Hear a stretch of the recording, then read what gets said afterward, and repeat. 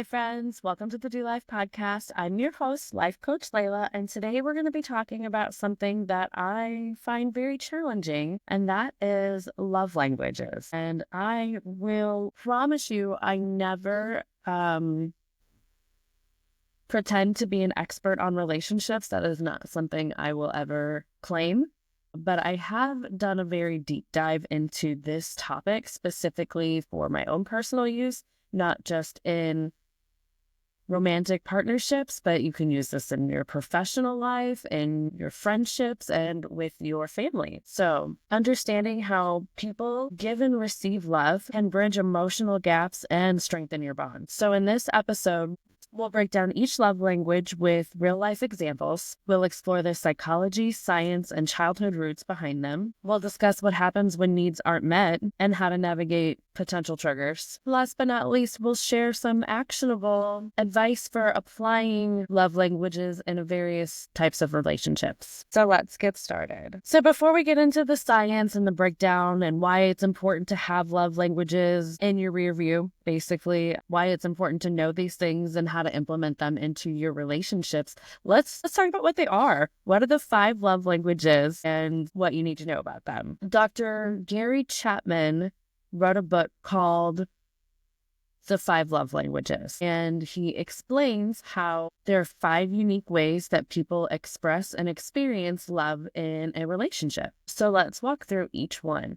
The first one is words of affirmation, and it's as simple as saying kind words, something along the lines of, I'm proud of you, I love you, you make me so happy, I'm so glad that we're together, or you're a great partner, or you're a good boss, or I really value our time together, I value our friendship.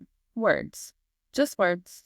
That's pretty simple. So words of affirmation is basically any kind of compliment or expressed emotion, kind words of encouragement, basically. Next is acts of service. And an act of service is action that eases someone's burden, like cooking a meal or cleaning the house or taking care of the kids so your partner can go take a bubble bath and relax, or anything.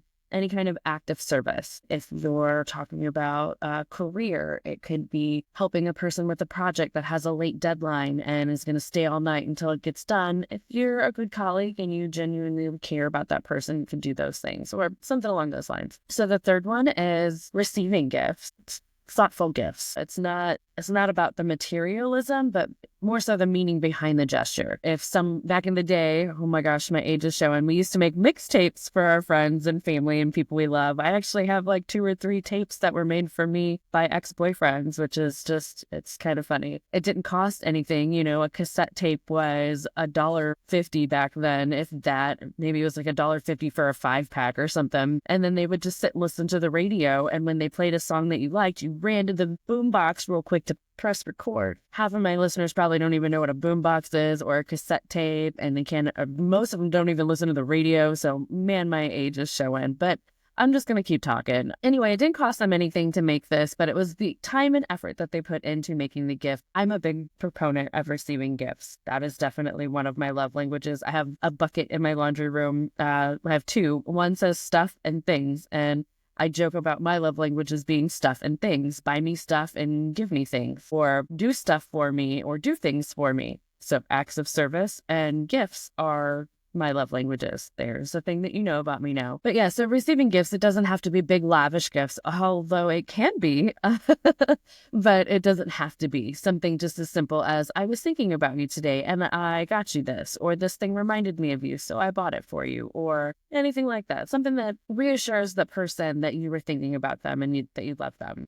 So 4th is quality time, and that's spending undistracted time together. And my kids call it body doubling, where they'll just lay in bed together and play on their phones and not really have any kind of communication other than like a little giggle and a share of a meme or a video or something. And that's it. There's not a lot of communication, and I don't think that's very undistracted, but they find it very meaningful. Like, they're spending time together as far as they're concerned. Like, they are just going to be sitting in their room, vegging out, playing on their phones anyway. So if they're doing it together, they find that spending time together. we'll all sit in the living room and play on our phones. And that's our veg time, our chill time. So we're not, it's not like we should be doing something else, but we're all going to be doing the same thing at the same time. We can do it together. So we'd sit in the living room and we'd all just sit and play on our phones and giggle and share a meme or a video or something. And that was the thing until it was time to make dinner or do something else. And we found that as spending quality time together, because so many families is separated and they're all in their own rooms and everybody's in their own area of the house, not spending time together. So any kind of quality time with a person, it could look like sitting on a couch playing on a phone. It could look like staring lovingly into each other's eyes. It could look like going to the grocery store together or the gas station together. My partner's love language is quality time, and it's so annoying to me because I mean that in the most loving way. But I really want to, I think divide and conquer. Okay, you go to the store, I'm going to prep the house, I'm going to do the thing. So I feel like our time could be better utilized doing different things. But because I know that his love language is spending quality time, that me running to the gas station or grocery store with him means so much more to him than me accomplishing something in the 20 minutes it takes. It's a give and take. Yeah. Sometimes I'm like, no, dude, I got to get this stuff done. Like, you're capable of going by yourself. It's not a matter of him being capable. It's a matter of him wanting to spend that time with me. So I try to be mindful of that, even though quality time is not one of my love languages. It's very low on my list of things that I would prefer. But because I know that it's his, I go out of my way to be accommodating and love him the way that he needs to be loved. So that's just something to be mindful of when you're thinking of these love languages and how you can apply them in romantic relationships or partnerships or friendships or whatever. Just little things like that. Like, even if it's not high on your list, it's probably high on theirs, and there's some challenges that will arise with that. And we'll get into that a little bit later. I'm too distracted. Okay, so where were we? Quality time. Yeah. So spending quality time with your person can look however simple, meaningful. Just I have a friend of mine who would come sit in the bathroom with me, and she would sit on the toilet and just talk to me while I was taking a shower or whatever. Not like she was doing anything on the toilet. Even if she did, I didn't care. There was times, but she just wanted to spend time with me. She just wanted to be next to me and talking to me and having a conversation. A long distance phone call with someone you haven't seen in a while, a simple text message is technically considered spending quality time with someone. If you're taking time out of your day to interact with that person, that is quality time. And if that's somebody's love language and you're going out of your way to spend that time with them, that speaks volumes. And last but not least is physical touch. Hugs, kisses, massage, pat on the back, a good job, something along those lines are considered physical touch and acts of love. Which is why, sexual harassment in the workplace became such a thing and is defined by any kind of unwanted touch. Because if you're trying to show an act of love to someone who doesn't want that love, it's really hard to, I don't want to talk about any of that. We'll get into the opposite of love languages here in a little bit, but that would explain why physical touch or the act of any unwanted touching became so appropriate in workplace harassment, because so many people take that too far. So understanding your love language and other people's love languages can prevent misunderstandings and help build deeper connections. Like I said, my partner wanting me to go to the gas station seemed so challenging for me to understand, but I realized how much it meant to him. I like my alone time where he likes to be buddied up with someone, and that's just our differences. I don't know if you know what a twin flame relationship is, but I'm in one and it's terrible because he's the exact opposite of everything that I want, and it's triggering. I might just edit that out because that's not what we're here for today. Anyway, so now that we know the 5 love languages,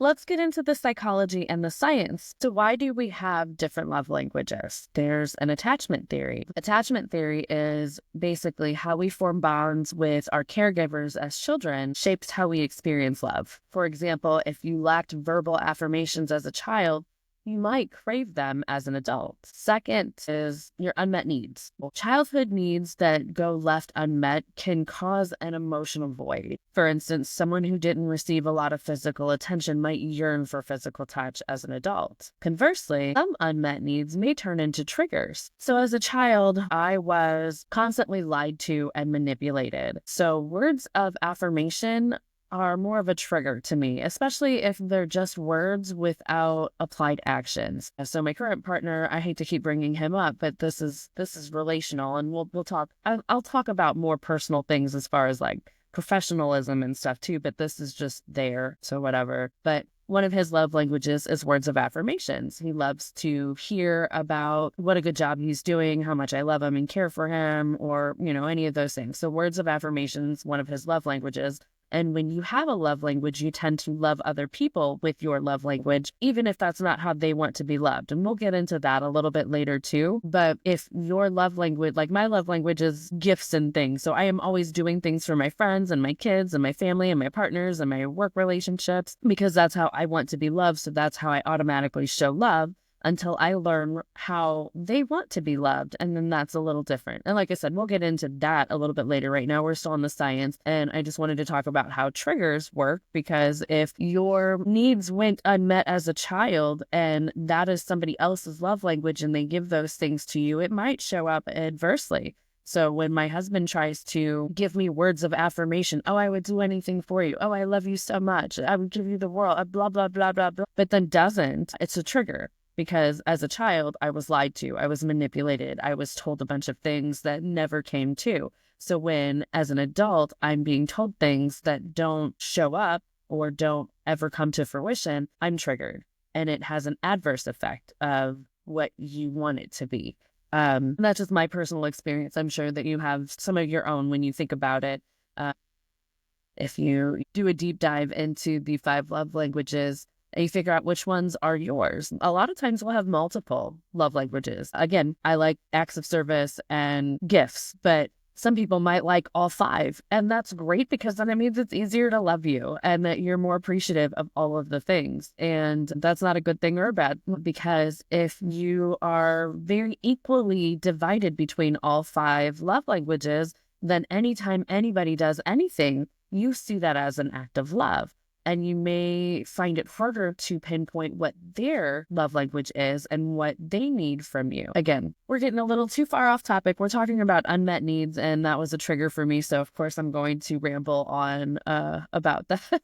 But now you know the things. So yeah, your unmet needs as a child may show up as a trigger or a love language, or an opposite love language, just depending on your psychology. And again, there's nothing right or wrong about what happens. It's just your individual makeup. So let's talk a little bit about the neurobiology behind the love languages now. So your love languages tap into our brain's reward system. Physical touch releases oxytocin. I don't know how to say that word.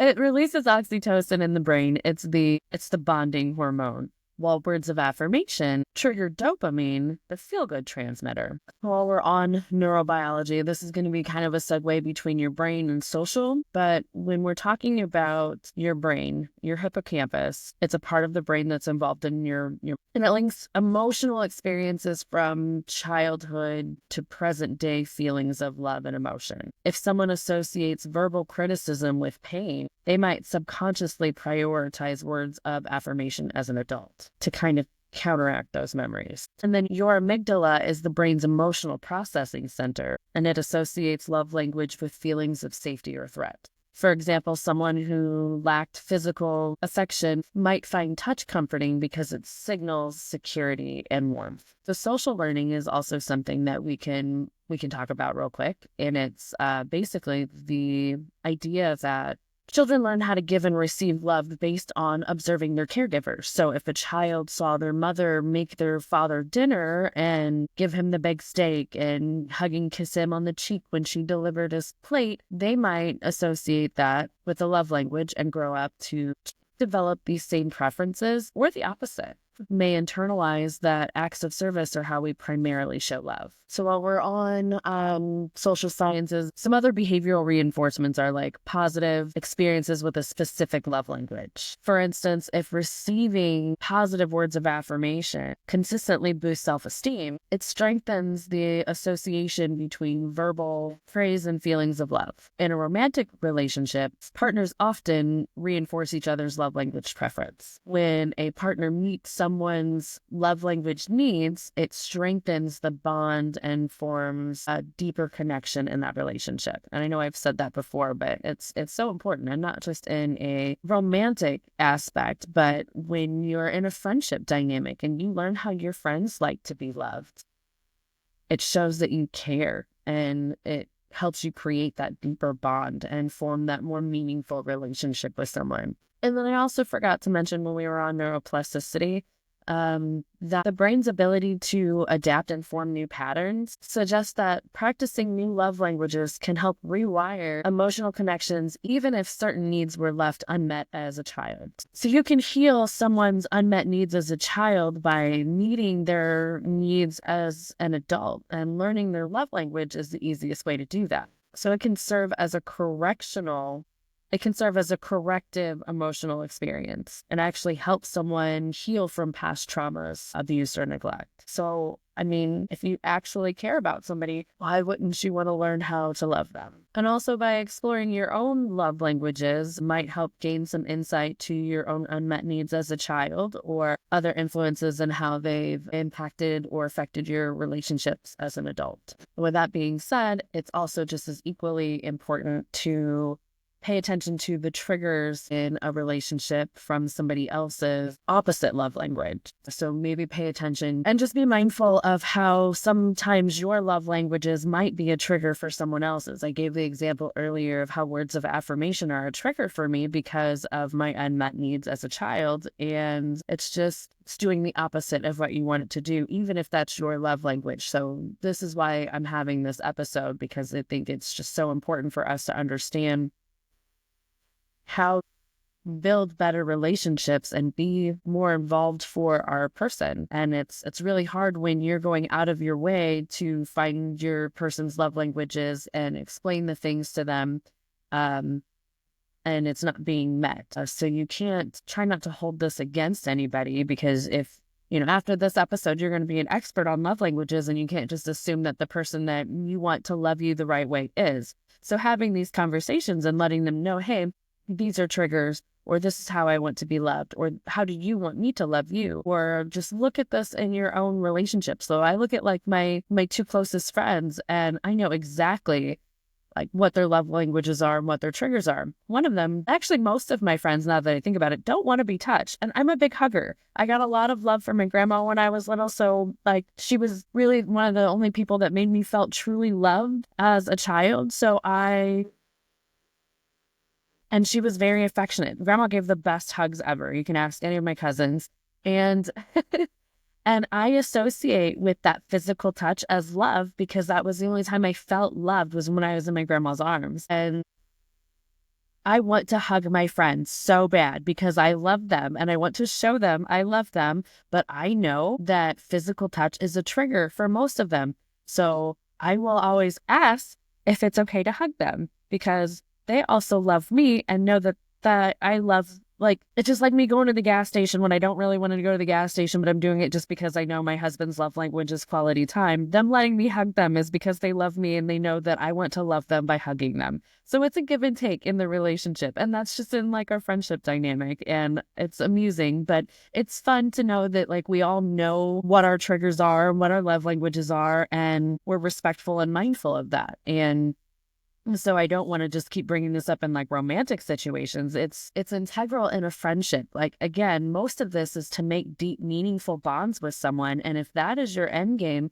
then this is almost like a cheat sheet of how you can get close to someone and learn how to be there for them by learning how they want you to love them. And if you care enough about someone, you're going to want to do that. So I give this example of how me and my friends, we understand each other's love languages, and I don't want to say we go out of our way to accommodate, but, we're mindful of it. So when your needs aren't being met, the negative impact can be so significant. So it can create a big emotional distance. If your love language isn't being met, then you're going to feel like the person doesn't love you or care about you. I've seen relationships where people are like, I love them with my whole heart, with every fiber of my being. I love them so deeply, truly, madly. But the problem is, you're not loving them how they need to be loved. You're loving them the way you want to be loved. You're loving them the way you want to love them, but you're not loving them the way they need to be loved. And when that's the case, their emotional needs aren't being met, and they're going to feel distance because they're not going to feel like you actually love them. And even if you don't know what love languages are, if you've never seen this episode before, you still need to be mindful of the partner that you're with and the person they're with and how they want to be loved. Like, just because your last person wanted flowers and candies and chocolates doesn't mean your next person is going to love those things. And I feel like most people gravitate towards the same dynamic of relationship because it's familiar and comfortable and they understand that. And then they complain that it's the same. You go for the same dead-end job and you gravitate towards the same terrible bosses because it's familiar and it's comforting. So yeah, you can't do the same thing for each relationship that you've been in and expect it to work out. You need to figure out what that person wants and needs individually. And if you're not doing that, then why are you in this relationship? Like, what are you giving to the relationship? Yes, you're giving your all, but you're not really thinking about the other person involved. And that's where most problems lie. And I can't tell you how many other relationships I see end, and the guy's like, well, I don't know, I did this and this and this, and I did all the things right, and I don't know what's wrong. So I know so many of my male friends have had this exact conversation with me where they've been in a committed relationship with someone, and then that person leaves, and they're like, I don't understand why they left. Everything was so good. No, you weren't listening. You weren't loving them the way they needed to be loved. When they would tell you what they needed from you, you would do it for a week or 2 weeks, and your behavior didn't change. You weren't loving them the way they needed to be loved. And that's basically what it boils down to. And I'm not going to go into a whole different tangent. There's so many different relationship advices and everything everywhere. I'm just sticking to the love languages because that's what I know about. I'm not going to pretend I know anything about anything else. Okay. So we're getting back to the unmet needs and how it can cause an emotional distance. It can cause resentment and miscommunication. Partners, family members, friends, coworkers can misinterpret each other's intentions, and that can lead to frustration. So, for example, if a partner's love language is physical touch and they need physical touch, they may feel rejected if their partner avoids touching them, even if it's unintentionally. If your boss's love language is acts of service and you show up and do the bare minimum, clock in and leave, they might think that you don't appreciate them or you don't appreciate their job. And that's not saying that you need to go above and beyond to show your boss that you love them. But if you love the job and you love what you do and you love where you work, it's just helpful information to have and something to be mindful of. And then, of course, when your needs go unmet for long periods of time, it can cause detrimental, irreversible effects in the relationship. It can cause, a big disassociation, withdrawal, insecurities, disconnects, things that can't be repaired. So identifying your unmet needs early and consistently can help repair, rebuild, and strengthen the bond between relationships. So let's talk a little bit about how to apply love languages into different dynamics of relationships. So obviously in a romantic relationship, if your partner wants quality time, instead of going to the gas station with them or running errands or tasks,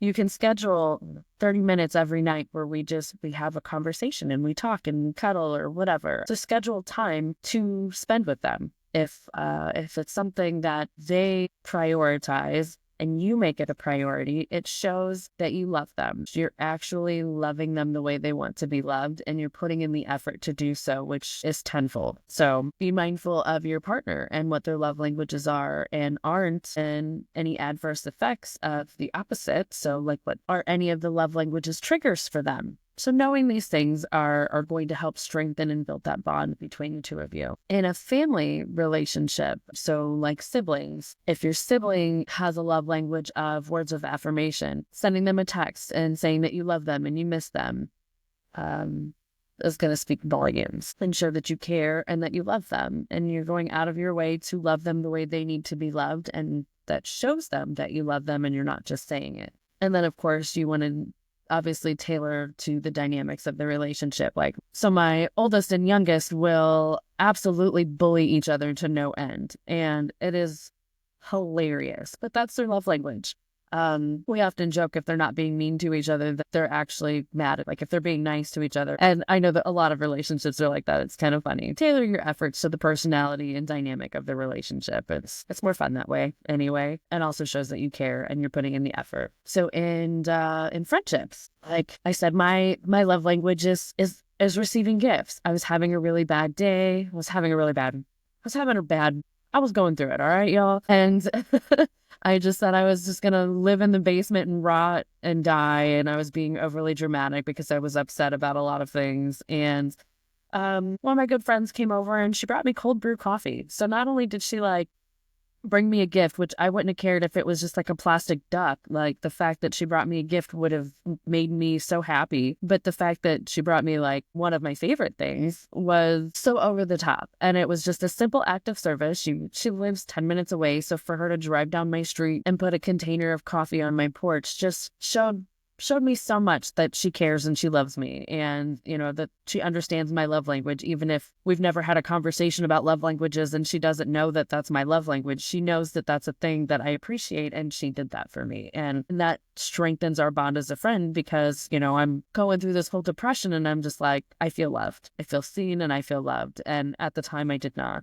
It meant a lot, and I'm totally gonna give her this shout out on the podcast because I gave her a shout out on social media, and I don't think that was enough because it was such a simple act, but it meant the world to me and in the place. And then, of course, in a professional relationship, I know I said this earlier a little bit, but like if your colleague has a love language of acts of service and you help with the project or you take a little bit off of their plate just to do something, it shows that you care. It doesn't mean that you're, trying to be romantically involved with them or build a budding friendship. Like we all have our work wives and husbands and our work besties. And it's so crazy when I think about, people I worked with for years and I knew everything about their life, like the nitty gritty, the divorce, the cheating, the lying, the scandals. And now we don't talk. Like the second they leave that job, like it just communication just distances. Now there's some of them I'm still like, we're connected on social media, but it's not the same thing. It's not the same thing at all. Like I don't know their details. I don't know their gossip. I don't know their dirt. Like I try to follow on the socials, but sometimes I'm like, oh, y'all getting divorced? Like you were madly in love last time I checked. I wonder what happened. So it's just kind of funny. But when you're working with someone, you want to build those strong bonds and have a partner and have a person that's there for you. And recognize boundaries, because again, they're going to have triggers too. And the way you want to love people may not be the way that they want to be loved. And it may not be received well by some people. So especially in a professional setting, make sure that you're being respectful of boundaries. Again, if you want to hug everybody, I want to hug everybody. I know at work, I can't hug everybody. Sometimes I can. Like my job as a travel agent, so I'm an independent agent at the Mermaid division of Ambassador Travel and Cruises. And when I go to the office, so like I get paid individually from the people in the office, but the people in the office have been around for 50 years and they train me and teach me. If I have any questions, they're there for me and they help me, and we're all just like a big happy family. So when I go there, I'm absolutely going to hug everybody because I love them, and that they reciprocate. Like they want to hug me too. And I understand that that's okay in that workplace, but in my role as a life coach, when I meet with my people, I cannot hug them because I feel like that is a boundary that is just set in my role as a life coach. Well, I'm lying. I do hug a couple clients. That's wrong. I just lied to all of you. I absolutely hug my coaching clients, but I love them. It's hard not to when you get in the deep inner workings of someone's brain and how they think, and then you change their lives dynamically. it's hard not to love them and get loved by them and have that. I will say newer clients, I'm not just going to run up and hug. How about that? So my new clients, I don't just go hug as soon as they walk in the door, even though I want to most of the time. I know that's a boundary. So I said all of that to say, know your boundaries and your limitations in the workplace, what you can do, what you can't do, what's received well, what's causing a trigger, and just be mindful of that. So the next thing I want to discuss and help you be a little bit more mindful of is how to overcome challenges in the relationship. I know we kind of briefly discussed this earlier, and this is when I said we'll get into it later. Now is later. But when it comes to challenges in the love languages, when you're with someone who has a mismatched love language, it's important to find the balance, find the compromise. If your partner really wants to spend quality time with you, but your love language is acts of service, then maybe hold their hands while you're doing something for them. Like, again, I mentioned my partner really likes quality time, and I really like to be productive. So I will bring my laptop to the couch where he's sitting and watching football or TV or whatever, sports. I will sit on the couch and with my laptop and I'll put my feet up on him or I'll lay my head on his lap while I'm working, but I'm still being productive. I'm still doing what I want to do, but I'm giving him the love that he wants. So that's, kind of my compromise. So when you're with someone that has a mismatched love language, where can you compromise? And same thing, like I said, in my friendships, where I want to hug everybody and they absolutely don't want to be hugged, I don't always get to hug them. And that's fine. I understand that. The one time my friend was having a really bad day, she walked in and was just like not having it. I'm not going to go hug her because I know that is the opposite of what she needs. And even though your instinct might just be like, oh, you're having a bad day. I love you. I'm your friend. Let me hug you and make you feel good about it. When someone is triggered by that, then the last thing that you're going to console them with is a hug. I stood there because I was like, oh, I want to hug her, but I know she doesn't want to hug. And while I was trying to figure out what I could do to console her, another friend came and was like, hey, do you want to do this, this, and this? And she was like, yeah, absolutely. And it was like, okay, so she's got it. Good. I'm glad that happened. But knowing where you're mismatched in your dynamics and figuring out where your compromises are and knowing when it's okay to compromise and when you shouldn't. So like right now, I'm recording a podcast. If my husband wants to spend quality time with me, obviously he cannot, and that is a time that he shouldn't try to compromise. He can't just come like sit on the floor or sit next to me or behind me and like wave and be my hype man. That'd be funny, but it's weird and we're not going to do that. So so when you're trying to learn someone's love languages, it can feel unnatural. So again, I bring up my partner whose love language is words of affirmation, and while that's a trigger for me, I also know that that's something that he needs to be reciprocated from me to feel loved. So when I started saying like, I'm really glad that we're together, or I really like our relationship dynamic, all of that sounded so weird and cheesy. And it was such a struggle to get out the words to say to him. But I knew that that was his love languages and I wanted to be there for him. So I learned how to do it. But that is something that you're going to struggle with. Again, my friends don't just openly hug me. It's something they struggle. It doesn't feel natural. It feels weird and awkward. It's normal. It's normal if it's not just something that you're automatically gravitating towards or that you feel so comfortable with, especially if it's the opposite as a trigger for you. So that's hard and that's okay. It's normal. And then again, sometimes your needs change. Sometimes I would much prefer acts of service than gifts. If we're throwing a party and I need to clean the whole house, I would much rather that you come home and pick up the broom as opposed to show up and bring me some flowers. Like, yeah, that's great, but that's not what I need right now. So again, being mindful of your partner's needs overall, first and foremost, should be like the most important thing, but knowing when the love languages are appropriate. So if I would really, I think that's just like the greatest example is if your partner needs acts of service and you're doing something else, that's not, like if my kid's crying, I know their love language is physical touch. So I'm going to hold them and hug them and love them and let them know that I'm there for them. And if their love language is not gifts or receiving gifts, or even if it is, and I bring them a gift and they're sad and all they want is a hug, I'm not meeting their needs. So knowing what the needs are and when they change and what takes precedent, like I said, there's some people that have an equal level of all five. They love all of the love languages, and any of them are appropriate and going to make them feel loved. But with that being said, it's easy to love them because there's so many ways to love them. They embrace and appreciate all of it. But those needs are definitely going to fluctuate a little bit more as someone who has like two or one. And again, just knowing when it's appropriate and what's changed. If someone's crying and they just need to be left alone or they just want to be validated and you bring them a gift, it might not be received well. And then you're going to be upset because you went out of your way to do something for someone and the appreciation wasn't there because it wasn't what was needed at the time. So, and this just goes for everything, not just your love languages, but like life in general. Like if you're with a partner and knowing what they want and what they need is integral. Whether we're talking about love languages or just anything, is just knowing where you are in the relationship, what you bring to the relationship. Like I have owned up to my demise in every single relationship. I know what I did and what I didn't do. And it's not just about blaming the other person. It's about knowing where you are and what you're doing or not doing and just kind of being mindful of that. So I think I covered everything I really wanted to as far as love languages are and why they're important, why you need to learn them, and how it can help you in all of your relationships. I really hope you found value in this. I hope this was helpful. I I really want you to like, share, comment, subscribe, write reviews, do all the things. Sign up for my newsletter, follow me on socials. I will put links to everything down below or above or whatever if you're on YouTube or watching the podcast on another platform, all the things. I just want to say thank you so much for being here. I really do love you and appreciate you, and I want you to go do life with love. Bye.